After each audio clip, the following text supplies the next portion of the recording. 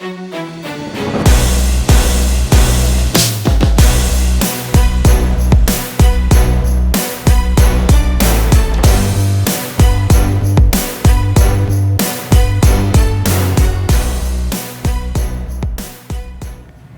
to FemFlex Friday. I'm Lenda Murray, along with my host, Alina Popa.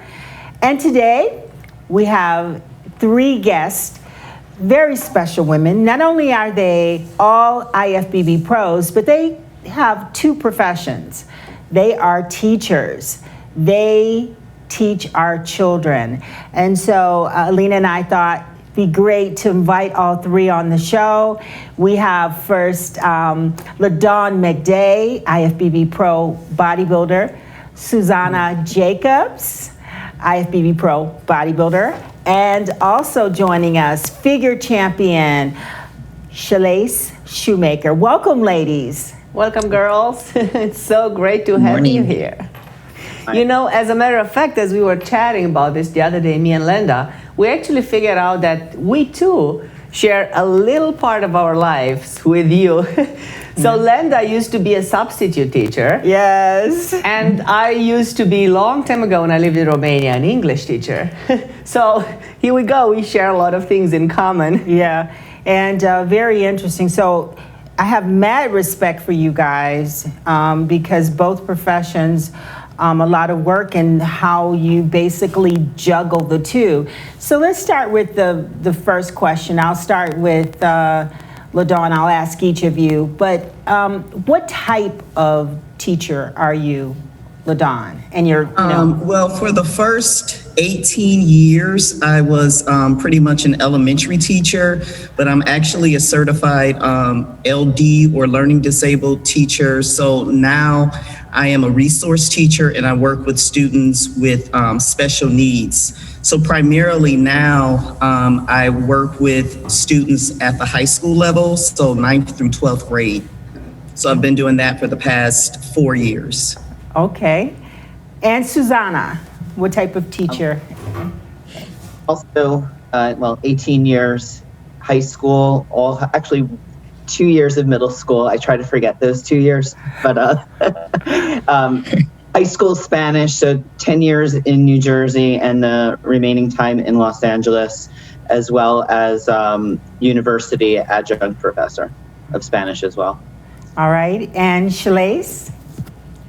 I've been teaching for 16 years.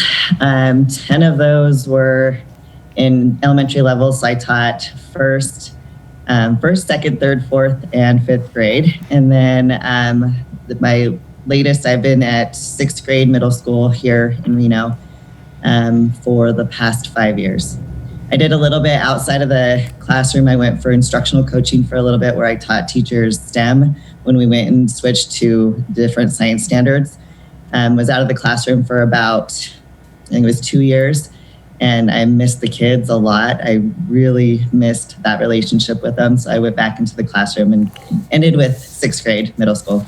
This is outstanding. You ladies have been working as teachers for almost half of your lives. It's pretty much what defines you by now, I guess. So how did this whole athlete thing come into your life? Susanna, how did you start lifting? You were a teacher at that time, right? What attracted you to it? So it's funny you say that because I was also competition cheerleading coach. And, when I was doing that, I remember it was like just before I started training seriously. I remember like watching like the girls running around the track and I like join in with them, or they were like doing stunts and like somebody was absent. I'm like, yeah, I can like fill in for them. And I just realized that I wasn't done being the athlete. I enjoyed coaching, but I still felt like I had more to do. And the next thing I got into bodybuilding. So it did actually stem from my time working as a coach. That's impressive. How about you, LaDawn? Well, for me, my story is a little bit different because I had always been a fan of bodybuilding. And, years ago, Lenda, I would, watch old video clips of you and I always worked out at the gym, but really never anything seriously. But just being in that atmosphere at the Powerhouse Gym and just kind of seeing all of the competitors, it kind of gave me that urge. But what really encouraged me was, I'll never forget, I had a 5th grade class and it was career day. And so all of these different people were in talking about their careers and asking the kids, well, what is your dream? And one of the students turned to me and said, well, Miss McDay, besides being a teacher, what's your dream? And I said, well, I would like to enter a bodybuilding show, but, I don't know. And so all the kids were like, well, what's stopping you? Just do it. And it took about a year or so before I started, really inquiring about the MPC and learning about what was going on in Michigan. Went to a couple of shows and then just kind of decided to go ahead and train for something. I'm loving you. I've stuck with it ever since. That was back in 2004. Those kids are now in their 30s probably. Right, amazing. Yeah, you guys really touch lives. And Shelace, how about you? I've always had an athletic background. Actually, what kind of got started with the bodybuilding was I was trying to leave teaching, and I was going to go for firefighting. So I was getting ready for the physical test for firefighting, and I was in the gym training, and I'd actually just got back from Mexico as well. So I was tan and I was training, and I had a trainer come up to me and said, hey, are you getting ready for the competition? And I was like, what are you talking about? No, I just got back from Mexico. He's like, I think you'd be really great. And so from there, I was like, okay, kind of got interested in it, sat down with a coach there, and we decided to prepare for a competition. So I've been doing it. That was 2009. So I've been doing it since then. Wow, that's exciting. So I guess you just, all three of you, when we're young, sometimes you say, oh, I want to be a teacher. And so was that like the first thought? When did you have that thought? Did you decide, I want to be a teacher? Because that's really a major responsibility. We're all in school, so we know early on one of the first professions that we learn of is teachers. So did you have teachers that inspired you? Did you want to go in that direction? How about you, Susanna? I know you're making some changes now. You're transitioning. Your plan is to transition from being a school teacher to just the profession of bodybuilder.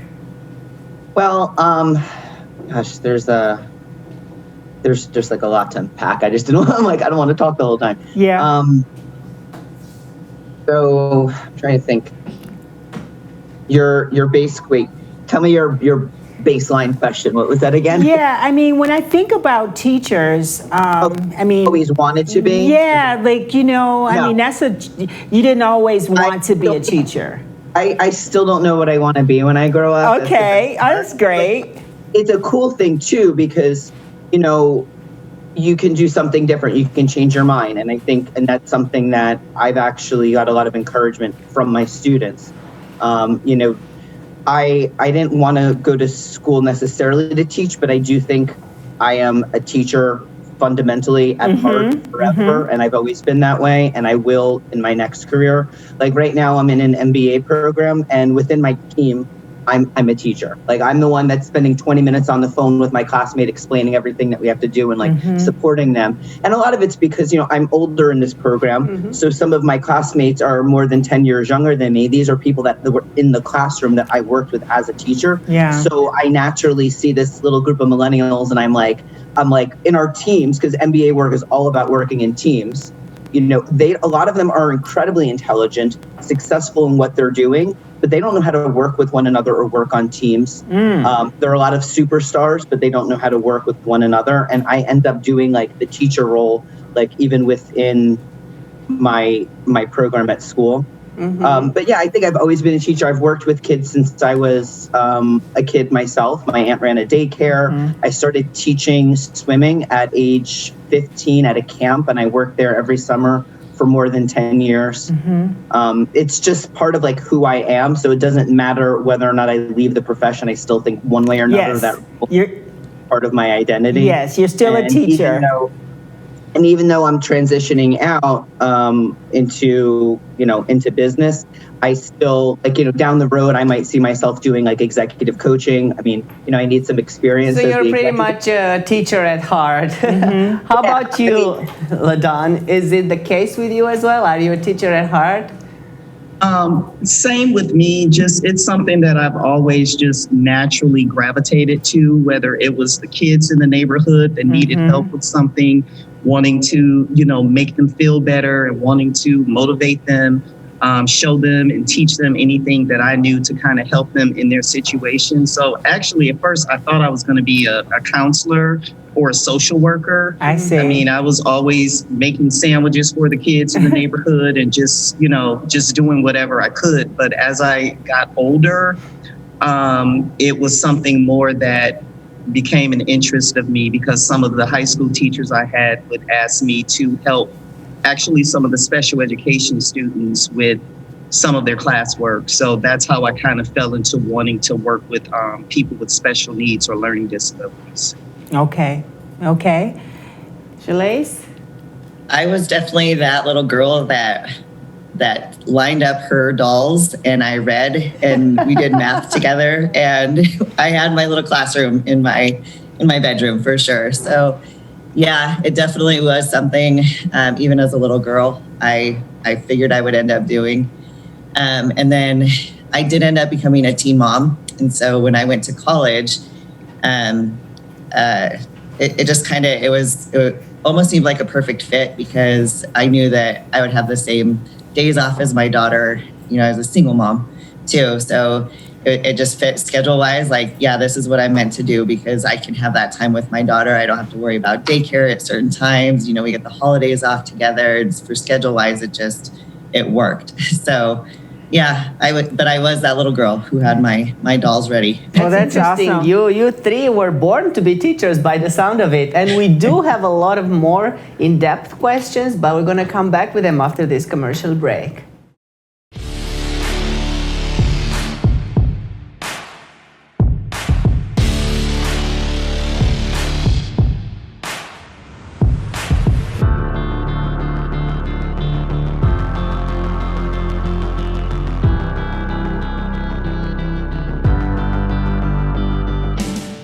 And we're back. And ladies, we've been wondering, how do you manage two demanding careers? I mean, being a teacher is a full-time job. We all know you have to be 6 to 8 hours in a classroom. You have to go home, and your job is not over. You still have to make plans. You have to make grading the assignments you have to give to your students.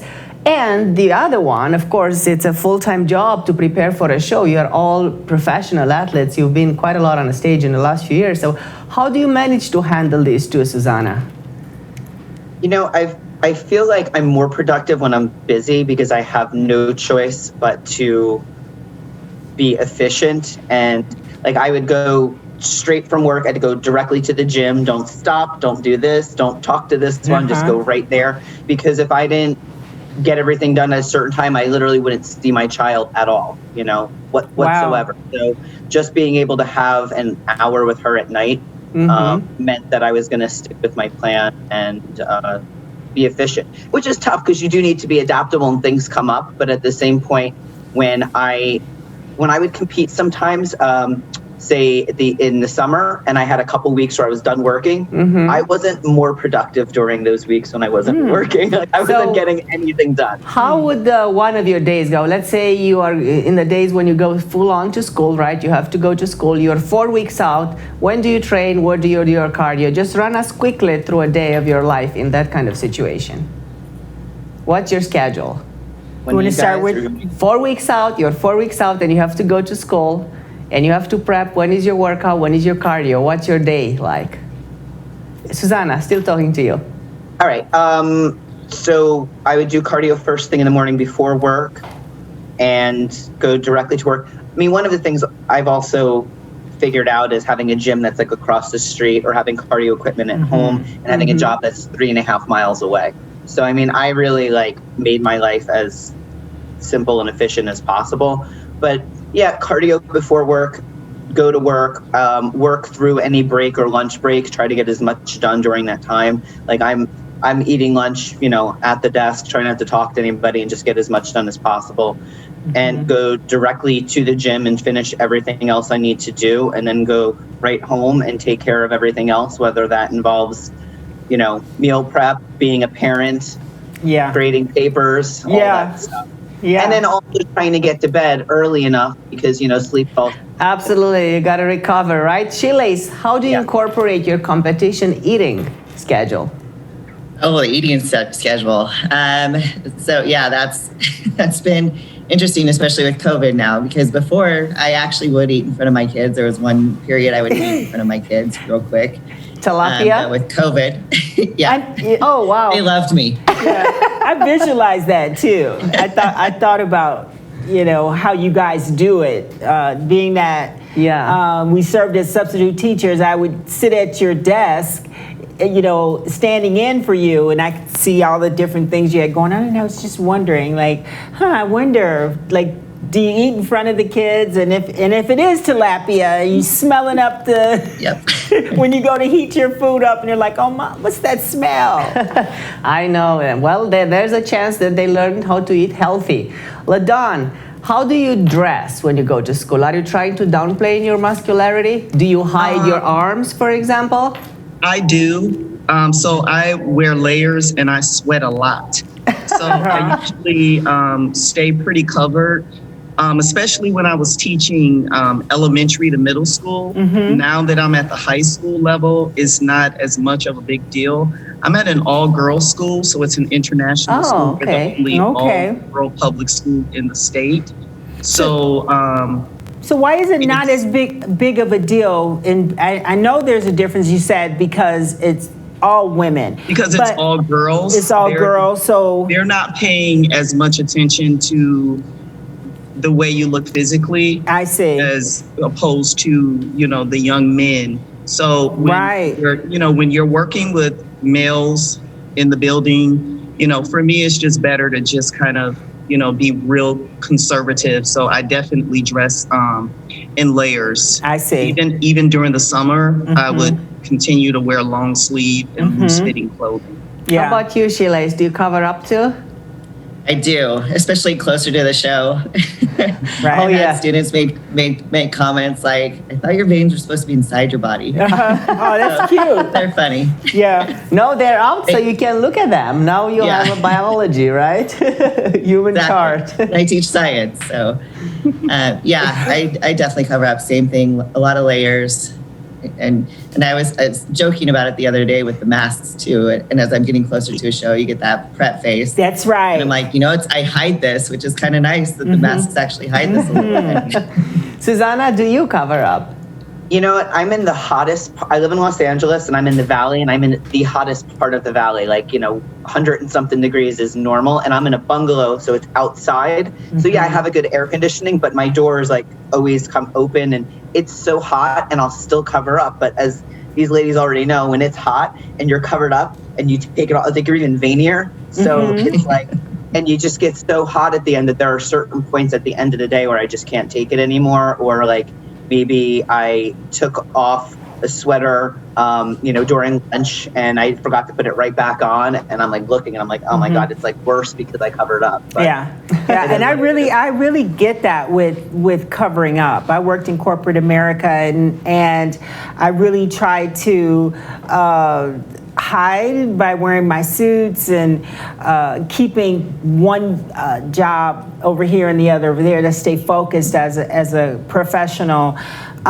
So do you find, and I know people like to touch us. They like to, when they see muscle, for some reason, you'll have people just come up and they want to touch. And with kids, they don't believe they're real. Yeah, are these real? Right, and they just feel comfortable touching. I know adults do it, so I would assume that with young adults, whether they're in elementary or middle school or high school, have you had any issues with it? Just because you try to hide it, but they can see you're lean and you've got big biceps. Let's start with LaDawn. Have you had any issues with touching? I would say early on I did. Again, with the younger students, like the preschool students don't care. They're going to come up to you and give you hugs. And if they can grab a hold to your bicep and swing, they're going to try it. But, you know, you just have to kind of explain to them, you know, we don't touch, we keep our hands to ourselves. And, you know, once that one brave child had the courage to come up to you and try to hang on your arm, the rest kind of understand. You can look, but, you know, don't touch. Okay. You definitely have to set boundaries. Yeah. And what I like to do at the beginning of the school year, especially when I'm at a new school, I will talk to the kids about, you know, tell them a little bit about what I do. Okay. Because to them it looks strange. Here's this woman with this hair and these muscles, and you know, so a lot of times they have a lot of misconceptions. So I take the time to, you know, let them in and let them know a little bit about what I do, and that usually alleviates a lot of problems. Okay. And what about you, Shelace? Same thing. I don't have a lot of kids that like touching, where touching is an issue. I think if anything, especially at the middle school, the boys are a little bit more fascinated by it, and they ask a lot more questions than the girls do. I get a lot of requests for push-up contests and pull-up contests and I arm figured wrestling. that. Touching isn't it? Yeah, because that's a common thing. I mean, we get adults constantly, the two things they ask, you know, how big are your biceps? Can I touch your biceps? And how much do you bench press? So I know you guys have to get that. How about asking to be picked up, Susanna? Did you have any of your students asking you to pick him up? It's usually an arm wrestling. Okay. Arm wrestling, and you know, it just depends what kind of rapport you have with your students. You can easily be like, "Oh, I don't want to embarrass you. You know, I don't want to embarrass you in front of your friends." But I mean, like LaDawn had said, talking about it, I usually talk about it a little bit because, you know, I have like a fridge in my classroom and microwave in my classroom, and normally I can eat during. Looks like all three of you have one. And normally I can eat during nutrition or lunch, but depending on things, you know, my rule was I didn't want them eating in my room. So I'm like, okay, how am I supposed to do this and be consistent? So I usually just talk to them about what I'm doing. And, you know, I think that kind of helps. But, you know, they've seen me, many of them saw me pregnant and saw me in contest shape all at the same time, you know, so that's why it's important. I do talk to them, but I felt there were more hands on me when I had a baby in me than muscles. Okay. So I'd be like, muscular people and pregnant ladies, hands off. You know, Wow. You can't touch these two categories. Yeah. And now speaking about, we know what the kids, you guys deal with the kids, but we know like one of your hardest jobs is dealing with the parents and dealing with the administration, the principal. So you cover up in an attempt to keep things focused and everyone focused.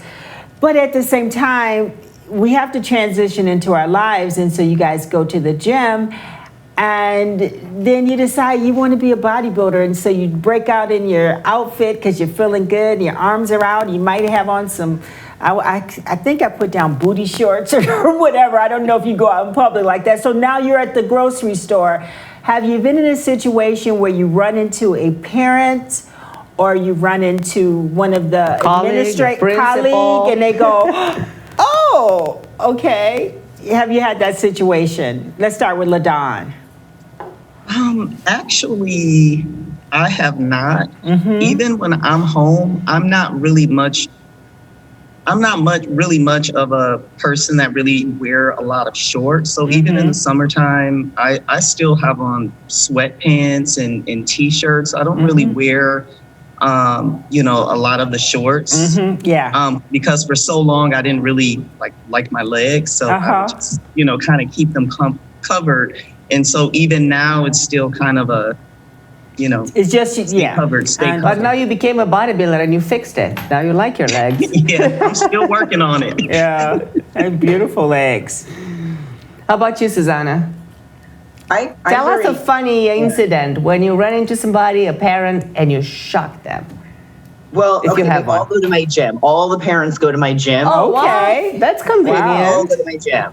I have this like hot mom, like showing up, come up to me and goes, by the way, like you teach both of my daughters. And meanwhile, it's like one of the days when I'm recording, I think it was like for Rising Phoenix 2019. And I'm in like, I don't normally, I usually would cover up more for the same reasons as LaDawn. Right. And I get conflicted about that as well. Like I worked hard, I look good. Right. And then like, why am I covering up? Why am I thinking I don't look good enough to dress like other people, So I definitely am conflicted with that, but there'll be a time when I think I was recording that video and I'm in like little shorts and stuff.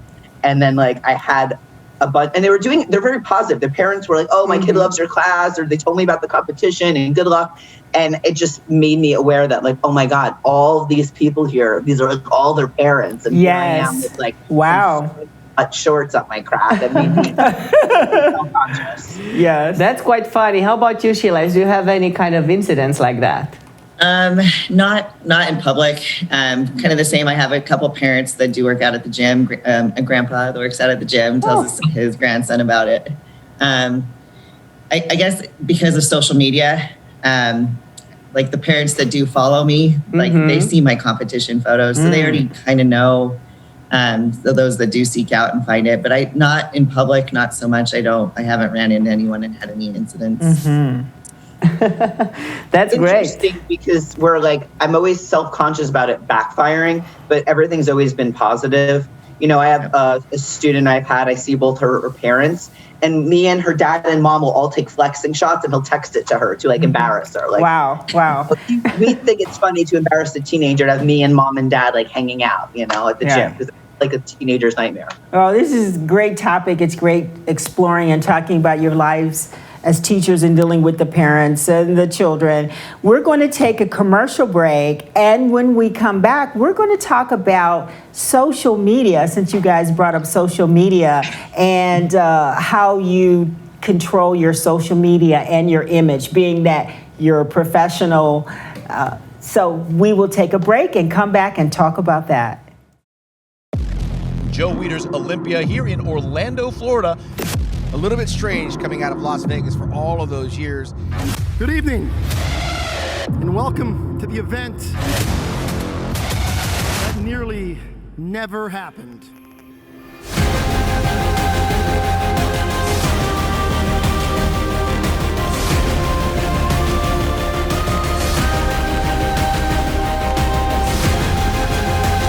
There's been an absence of a particular group of people on this stage that are back tonight.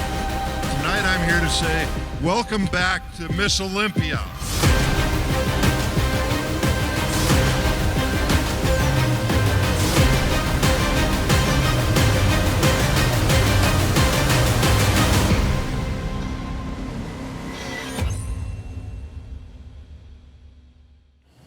And we're back here with these three amazing professional athletes and teachers. Ladies, we know that nowadays with social media and all of the photo shoots and everything we're doing, it's kind of hard to control your image, right? So considering your job, how do you control the images that get out there? How do you portray yourself, let's say, on social media, LaDawn? Well, social media is totally new for me. I've only been a part of social media since I became an ambassador. Okay. So, I'm really low key. My philosophy is if my mother or my grandmother or my students' grandparents can't go to my page and not cover their eyes, then it shouldn't be posted. So I'm just, I try to make sure that it's student friendly, because I will say that they Google your name. Oh, and they know every competition that you've done. They know every picture that's out there. So, just making sure that whatever is out there is something that if I had to go before the superintendent, he definitely couldn't say, he or she couldn't say, well, this is a moral issue, this video or this particular picture. So how about you, Shelace? Do you control your, let's say, outfits, your image when you do your photo shoots? Absolutely. That's my first thought every time I'm picking something out, is to make sure, one, I'm thinking of my husband too. So would he respect this decision? And then, and if it would be something I would be okay wearing and seeing people seeing me in. And then if I am posting stuff, it's talking about like the health and nutrition and the exercise and everything and the dedication that it takes. So I back it up with the benefits of what I'm doing. Susanna, what are your limits when it comes to outfits for a photo shoot? When did it turn into a no? If I would be embarrassed if my mom saw it, that would probably be, or my immediate family, because I show them everything. I mean, I'm in Los Angeles. There's a lot of, I have students that are there. There's a whole lot of people that are creative, and they're work with photographers, and there's actors and actresses. So it's not exactly the most conservative place in the world. Sure. I could do an artistic nude, and somebody could be like, well, granted, obviously, but they would be like, that's artistic. The difference between being provocative and sexy for the sole purpose of being sexy versus something that's artistic.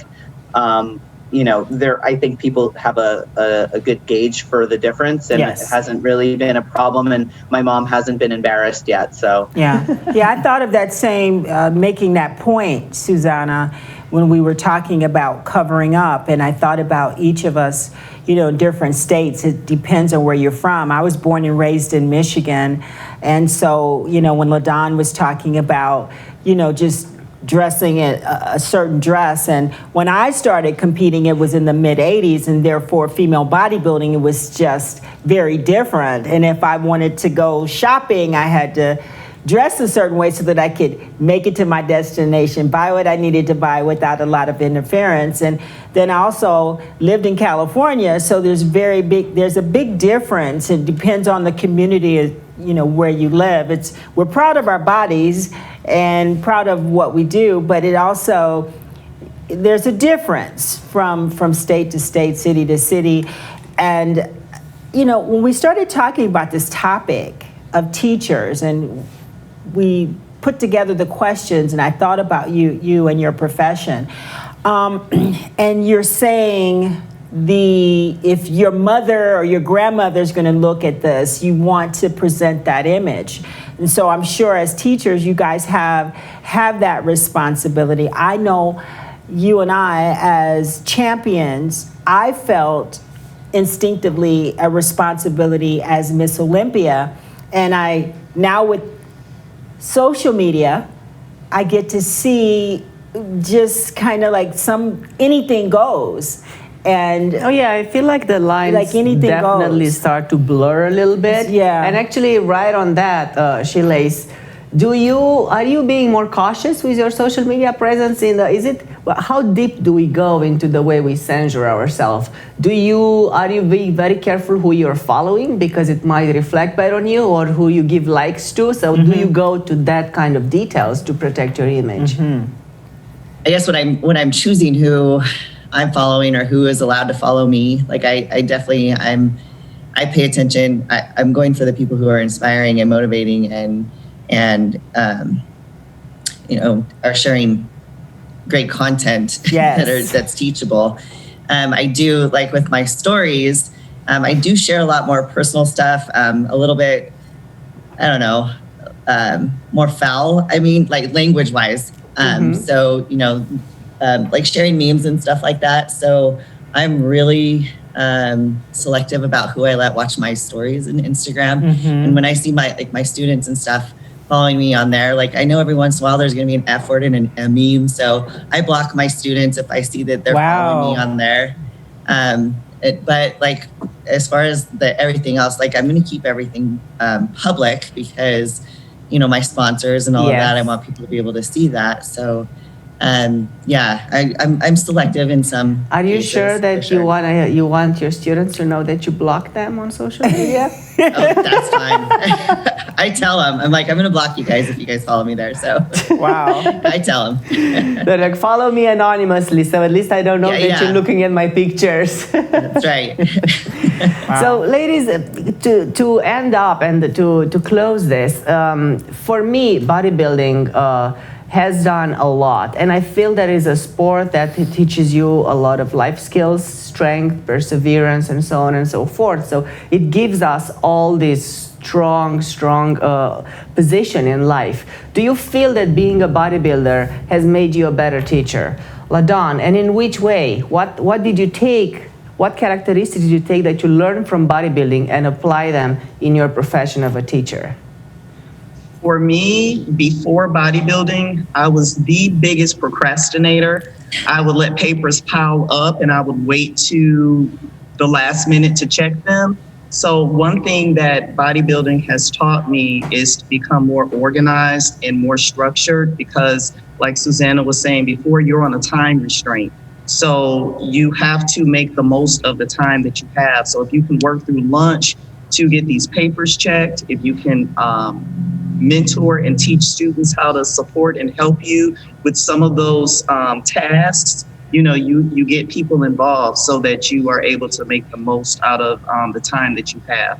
So for me, organization and structure has helped me to, be better for my students. So if they need feedback, I don't have to say, well, I haven't checked that paper yet. Hold on, let me get back to you. Yeah. So yeah, that's definitely one thing, big takeaway. I love that. How about you, Shelace? To follow up with what LaDawn said, same. And then, time management. It's structured. I'm doing this at this time, and I'm going to sit down and make sure it gets done before I go do this. So time management has been the big deal, and every minute of every day is scheduled out. That's awesome. Susanna, so do you feel that any of these strengths and characteristics that you learned from bodybuilding, you can pass them on and be inspirational to help your students more?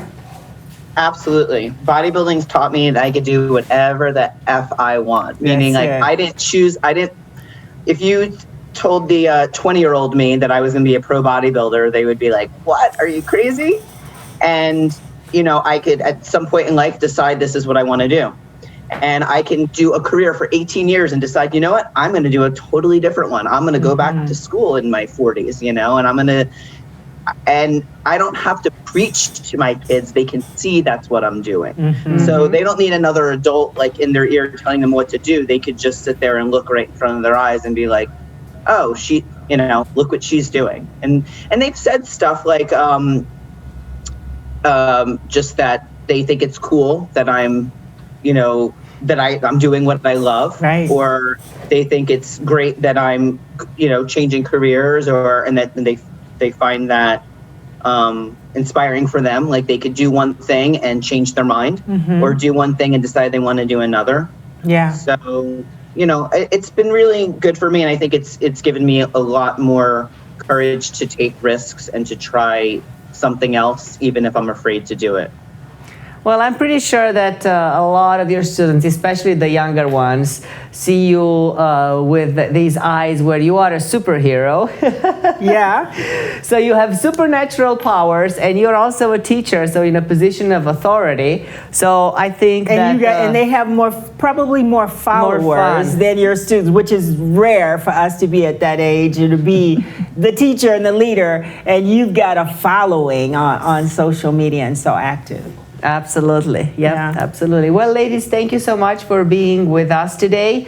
Guys, we have had these amazing inspirational stories from 3 top professional athletes in IFBB Pro League that are also teachers. So we'll catch you on our next episode of FemFlex Friday. Thank you so much, ladies. Thank you. Thank you. Thank you.